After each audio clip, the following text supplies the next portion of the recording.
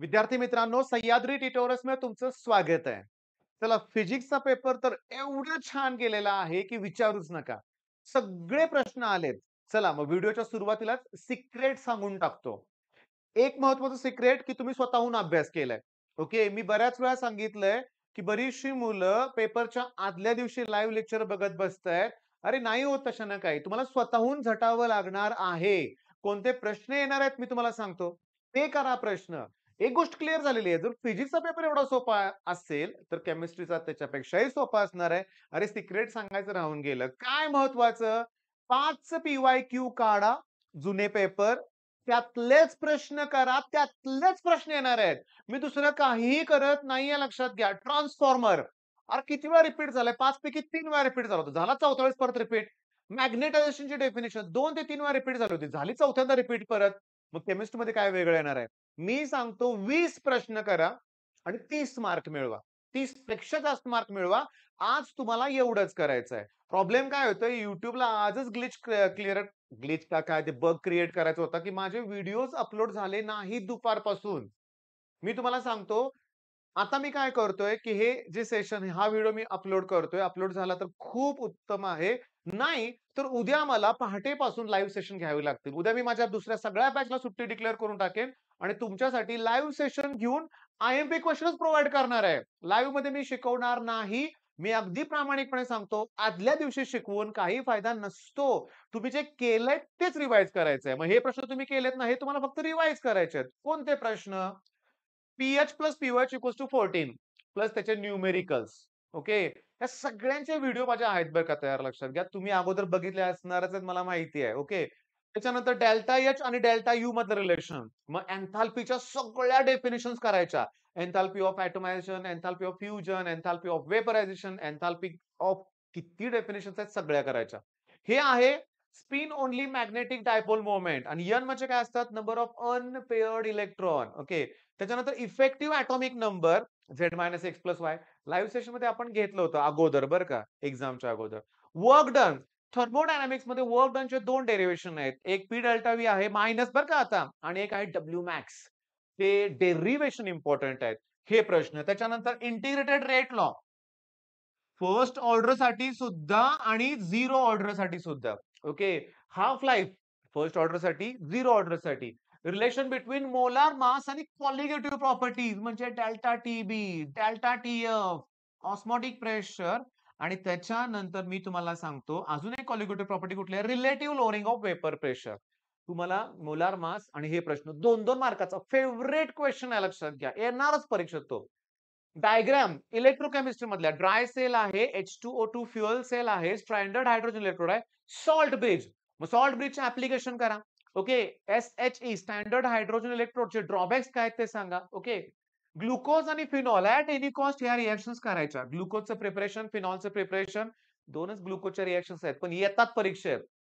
Alpha equals to I-1 upon N-1. कधी विचारलं नाहीये. डिग्री ऑफ डिसोसिएशन आणि वॅन्ट ऑफ फॅक्टर यावेळेस येऊ शकतो. सोडणार नाही आपण लक्षात घ्या. मग हे क्वेश्चन होतील आज करायचे आहेत. त्याचबरोबर अजून प्रश्न कुठले देतोय बघा. Distinguish between order of reaction आणि मॉलिक्युलरिटी पुस्तकातला पॉइंट आहे. SN1, SN2 reactions, lanthanides, actinides, similarity difference पुस्तकात दिलेलंच आहे लक्षात घ्या. Crystalline solid, amorphous solid, defects in crystal lattice with example करा.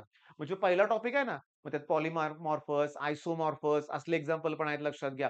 Which molecular solid, crystalline solid, metallic solid example येतात परीक्षेत येतात. Which of the following is a molecular solid? पहिला टॉपिक काढायचा, एक्झाम्पल्स बघायचे. ओके. त्याच्यानंतर लॉज हे मात्र आपले 7 व्हिडिओ तयार आहेत बरं का. ओके. तुम्ही ते बघा. विथ न्यूमेरिकल्स मी घेतले. 10 मार्क का सोडताय? ईझी क्वेश्चन्स आहेत. जरा रिपीट करा थोडंसं. आता हा जो आहे ना ligands, Werner theory, IUPAC nomenclature, valence bond theory, effective atomic number, कॉम्प्लेक्सचे type, homoleptic complex, heteroleptic complex, cationic complex, anionic complex, neutral complex examples करा. ऑर्गॅनिकची सुरुवात करताना काय करा? हॅलोजन डेरिव्हेटिव्ह असू दे, अल्कोहोल, अमाइन असू दे, इथर, अल्डिहाइड, कीटोन कुठलंही असू दे. त्याचं डेफिनिशन करा, त्याचे क्लासिफिकेशन करा, आययुपीएसी युजेस करा. येतात प्रश्न परीक्षेत. ओके. आणि सगळ्यात महत्वाचं डेफिनिशन, सोल्युशन टॉपिक मधला पहिला करा, थर्मो मधल्या करा. ऑस्मॉसिस आहे. आयसोटोनिक सोल्युशन, हे तिन्ही प्रश्न यावेत बरं का परीक्षेत. Isotonic, hypertonic, hypotonic solution, osmosis पण आहे, सेमी परमेबल मेम्ब्रेन आहे. पहिल्या टॉपिक मधल्या सगळ्या 5 पेपर काढा आणि बघा तुम्हाला हेच दिसणार आहे. ओके. Polymers classification. आपण ना लेटेस्ट पेपर घेऊया. आपण आता गेल्या वर्षी झालेला पेपर आहे लक्षात घ्या. ओके. ह्यातलं काय आलं बघूया आपण. ह्याच्यातलं बघूया आपण. फिनॉलसाठी प्रिपरेशन रिएक्शन आले. आहेच. ओके. त्याच्या डेल्टा एच, डेल्टा यू मधलं रिलेशन दिलेलंच होतं मी तुम्हाला. त्याच्यानंतर तुम्हाला सांगू का? पुन्हा इंटिग्रेटेड रेट लॉ आहेच. ओके.